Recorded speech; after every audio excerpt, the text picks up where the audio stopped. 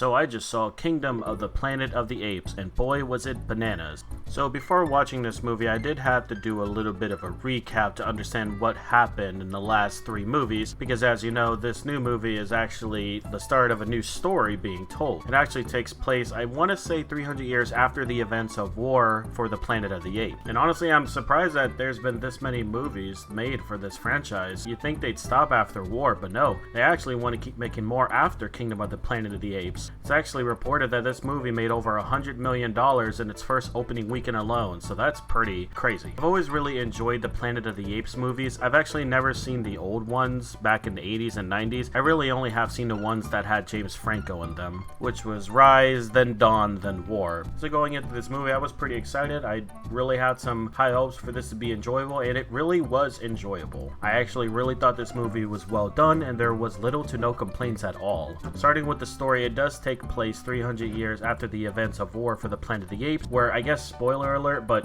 you kind of figured, but Caesar is not with us, let's just say that. And now we tell the story of a new character who has a family inside of a tribe where they specialize in taming eagles. And there's even one guy who's known as Master of Birds, and that's one of the coolest names ever, to be honest. But then something happens where the main character's village is being attacked by another tribe of apes, and basically this sets up the plot for Kingdom of the Planet of the Apes. I don't want to reveal too many things because I actually want people to go into the movie as blind as possible, not knowing much, but just know there's a lot of twists and surprises in it, so I'm not going to say too much about that.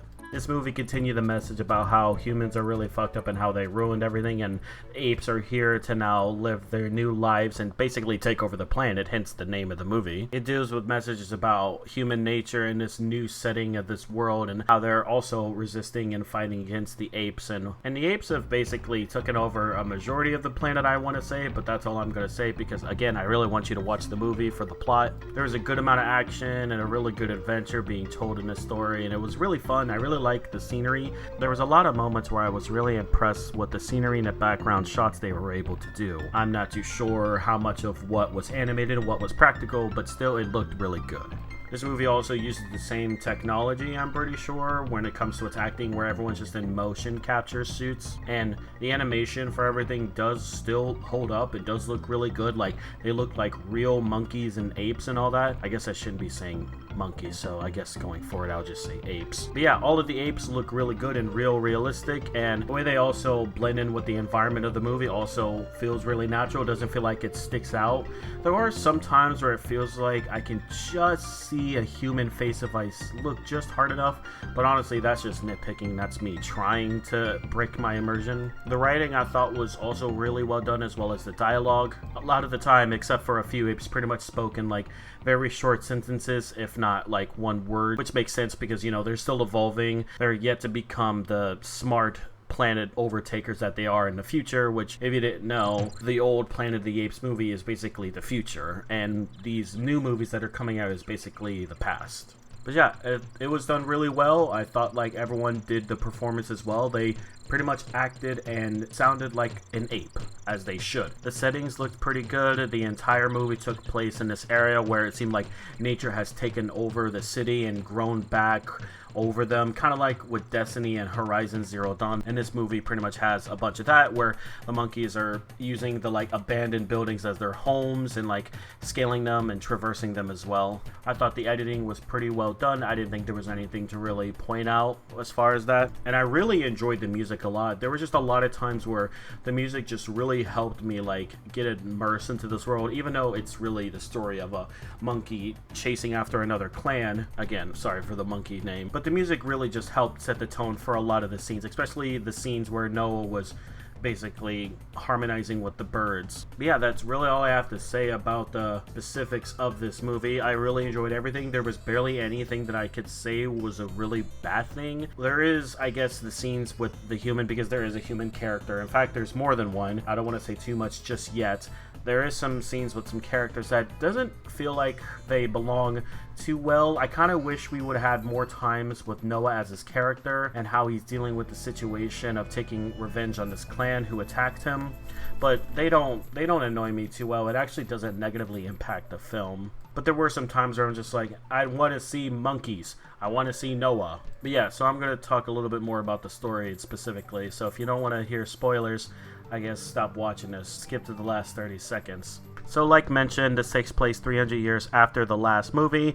We have a story of Noah, who has some friends as well as his parents, and the movie starts with them traversing the city looking for these eggs, because there's a ceremony where they all have to hatch an eagle in order for their clan to keep growing, because the eagles are used to help gather fish. I want to assume that they use them for messenger birds, but maybe that might just be me being stupid. So yeah, the main character Noah climbs a really tall building. He gets a really impressive egg and he brings it back to his village. We then get to meet his village and his family, and his dad is also master of birds, who pretty much takes care of all the eagles that the village owns. But before he talks with his dad, he also informs him that he believes that they spotted a human because of some clothing that they spotted, and he brings it back, so they pretty much have to keep an eye out for any humans.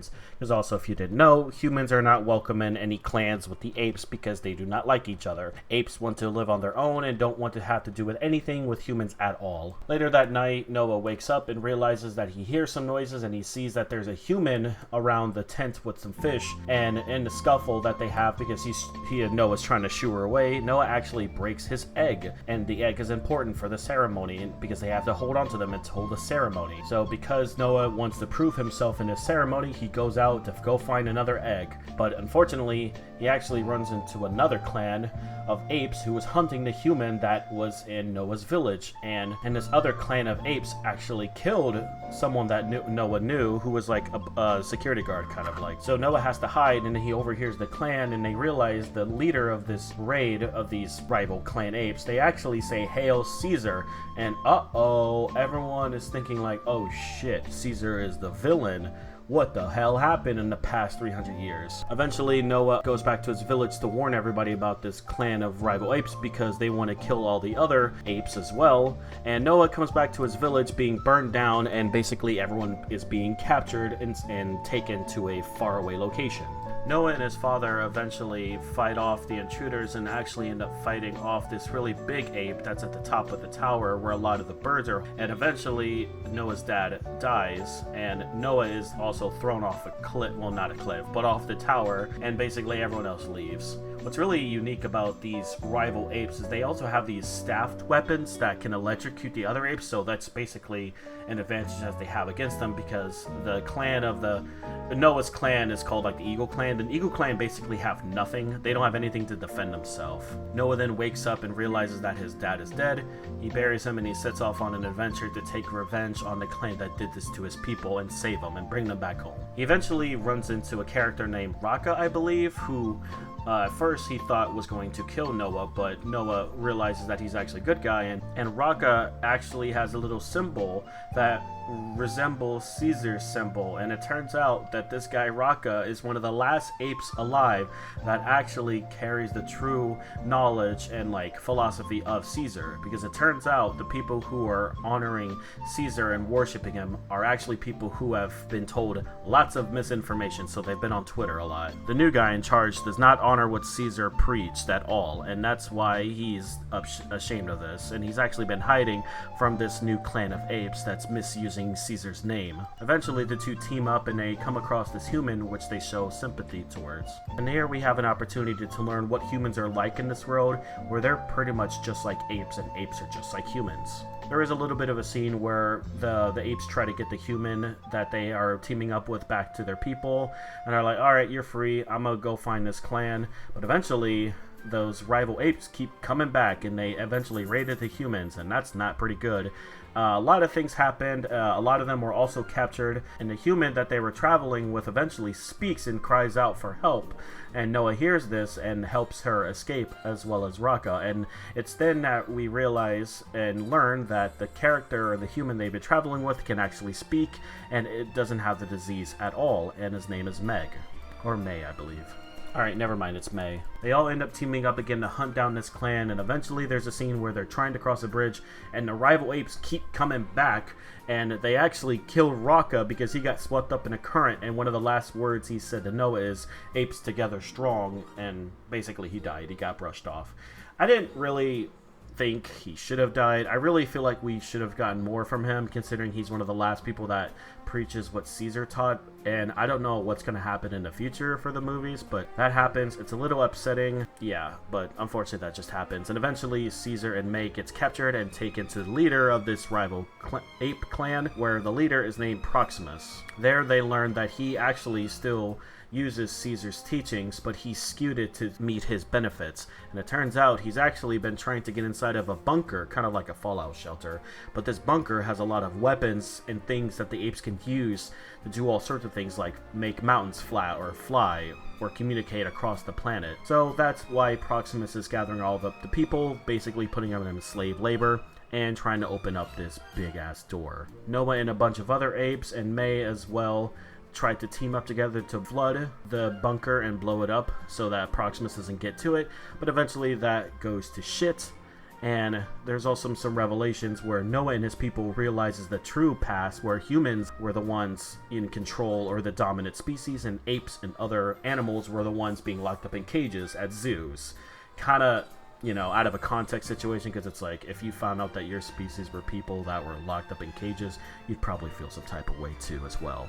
Yeah, they see this, they're kind of upset, but they don't let it distract themselves from blowing up the bunker. May takes a recording, and that's going to be important later. And as they're going to get out, because they have bombs set up on the outside to flood the bunker, Proximus is actually waiting on the outside of the bunker and is like, hey, I caught you. And he tries to talk to Noah, is like, bro, you're pretty smart, but why are you teaming up with this human? Don't you know what they're trying to do?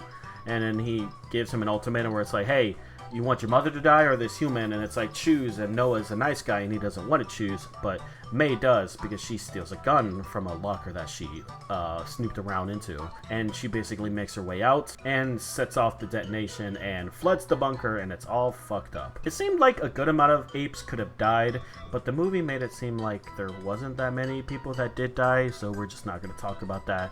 But the big ass ape that was responsible for Noah's dad dying did drown, and Noah let that happen instead of saving him, because he ain't gonna be like Caesar, he's gonna kill. Later they escape the bunker and rise up a mountain, and this is where we get the final boss battle between Noah and Proximus. And Noah, the entire time throughout the movie, has never really had a relationship with birds or the eagles, but realizes in order to defeat Proximus, he's going to have to team up with them. And right before the rebellion, he learns how to harmonize with the eagles and sing a certain song, basically uses it with the final battle, and now Noah is now the master of birds and calls upon the eagles to help kill Proximus and throw him off a fucking cliff with the help of the eagles. And it's a really cool scene with the chanting and everything that happens, and how Noah is like this new badass guy, is like, I am now the master of birds.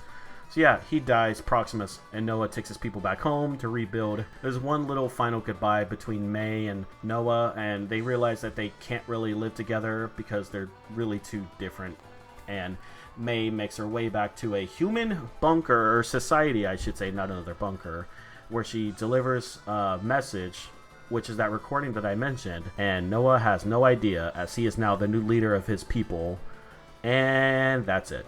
The movie cuts. And obviously there's going to be another movie because the director even confirmed it. So yeah, that was Kingdom of the Planet of the Apes. I really enjoyed it. My brother really enjoys these movies as well, and we both agreed we give it a 9 out of 10. So that's what I'm going to give it. There was no complaints, nothing bad about this movie. It was actually really fun, really good. It deserved all the money it makes, and yeah, I highly recommend it. That's all I gotta say. You have a nice one.